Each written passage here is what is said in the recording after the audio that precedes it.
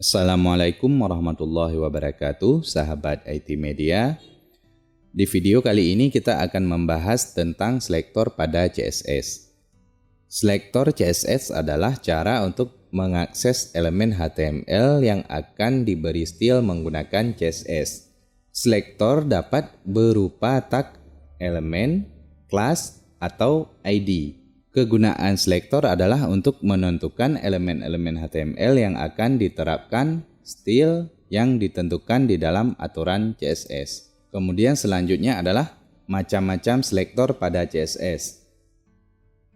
Yang pertama ada selektor elemen, kemudian yang kedua ada selektor kelas, yang ketiga ada selektor ID, kemudian yang keempat ada selektor atribut.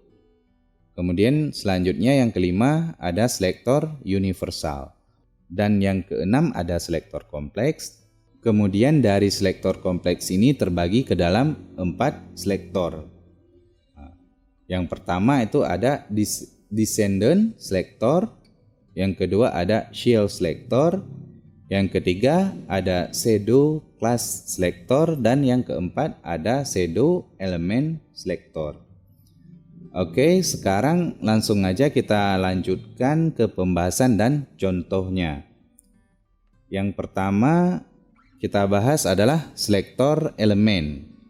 Kita perhatikan yang pertama, kita buat contohnya. Untuk contohnya kita buat dokumen HTML yang memiliki beberapa elemen agar dapat kita demokan cara menggunakan selektor elemen CSS pada HTML.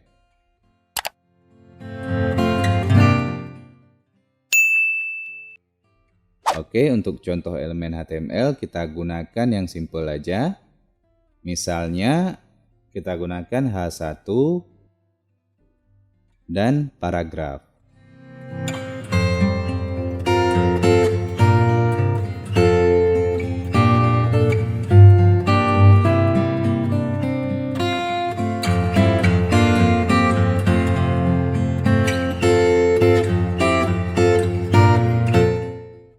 Oke ya, cukup 2 sebagai contoh.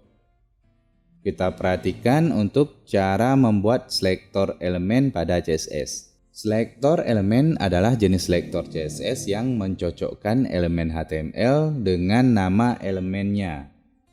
Kita dapat menggunakan selektor elemen untuk mengatur format dari elemen-elemen tersebut. Oke, mencocokkan elemen HTML dengan nama elemennya.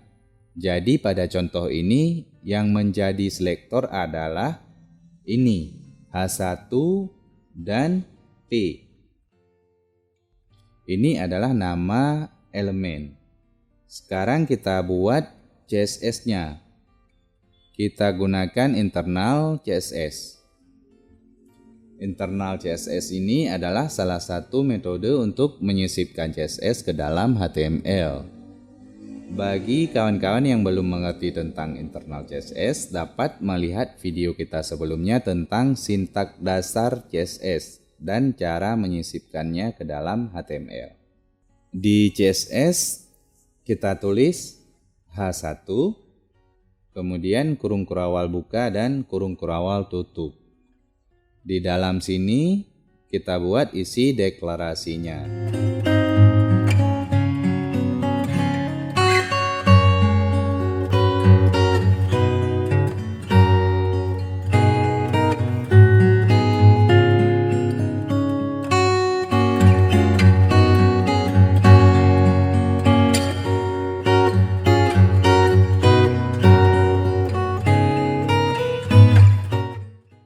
Oke, selanjutnya kita buat untuk elemen HTML P.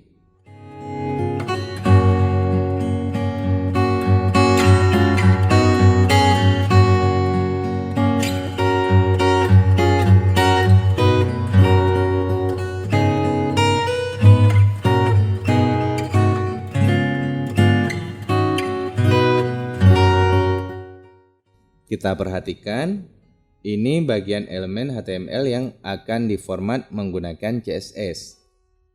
Kemudian pada CSS di atasnya, yang pertama ada H1. Ini adalah nama elemen yang kita jadikan selektor untuk mengatur ataupun mengformat teks yang ada di dalam elemen H1 pada HTML. Kemudian yang kedua ada P. Ini juga nama elemen yang kita jadikan selektor untuk mengatur teks yang ada di dalam elemen ataupun tag paragraf di HTML. Oke ya, nanti kalau kurang mengerti dapat ditanyakan di kolom komentar. Sekarang kita coba jalankan. Kita lihat hasilnya. Nah, ini berhasil ya.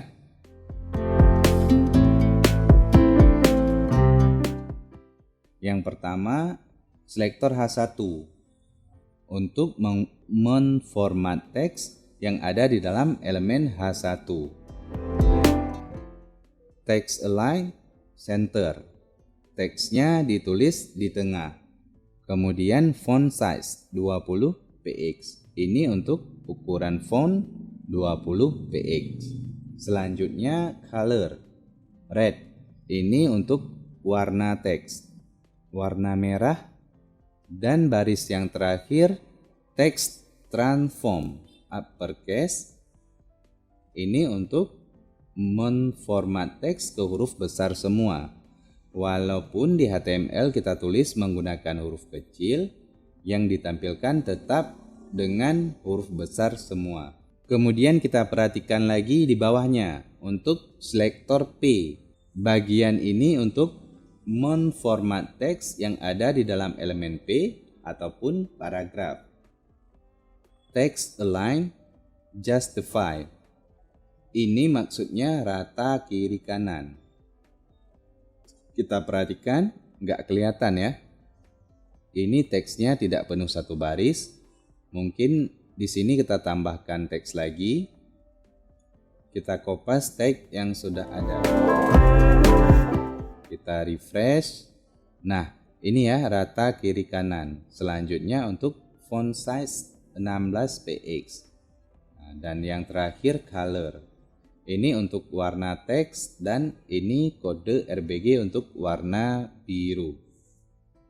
Jadi untuk cara penulisan selektor elemen pada CSS ini sudah benar karena sudah sesuai dengan selektor elemen yang telah kita tentukan. Pada materi video kali ini kawan-kawan yang harus benar-benar dipahami dulu tentang selektor. Untuk bagian ini akan kita bahas nanti di materi khusus tentang macam-macam properti pada CSS.